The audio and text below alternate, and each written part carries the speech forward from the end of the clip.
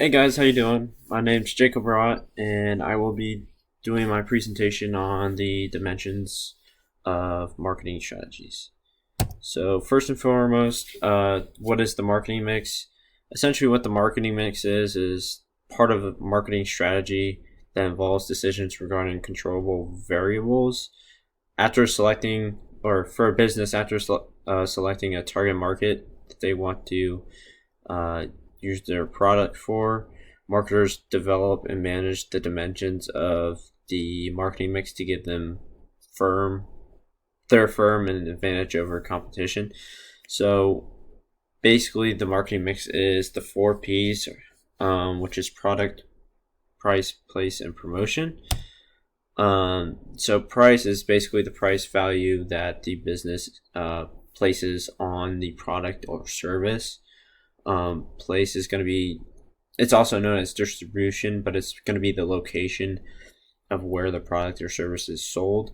And promotion is basically anything like personal selling, advertising, publicity, um, and sales promotions are collectively known as the promotion or promotion mix, sorry, because a strong promotion program results from the careful selection and blending of these elements. So, making sure their product is well known obviously goes a long way in selling their product. And product is pretty obvious. It's the product that's being sold.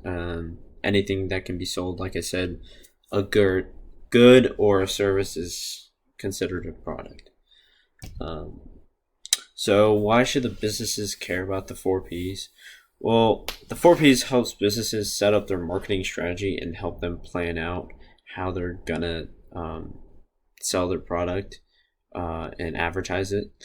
It also helps identify factors of marketing, like the four P's. Helps establish like a good structured plan so their product doesn't tank, that it actually becomes successful, and checks how businesses serve the needs of their consumers.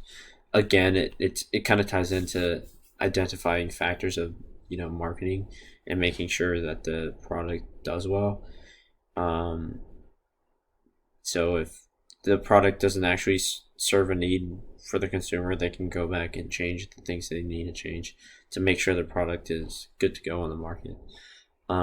Also, uh, dealing with the four P's, it helps compare their products to their compared competitors, whether that's advertising like promotion or that's pricing where they can try to undercut their competitors to make a profit.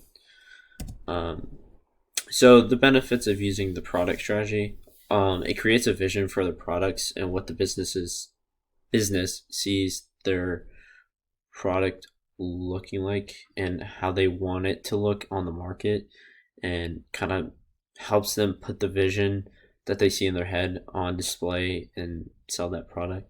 It also states where the product will be, um, whether that's like location on the shelf or location in the store. It also helps determine the direction of the product, if it's going well, if it's going bad, what needs to change, and what needs to be fixed, and stuff like that. Um, into the next strategy, the benefits of using pricing strategy, like I said before, it can help undercut competition. So if the competition is selling really high, they can obviously undercut and sell for less and make a profit. Um, and that kind of ties into pricing helps businesses survive.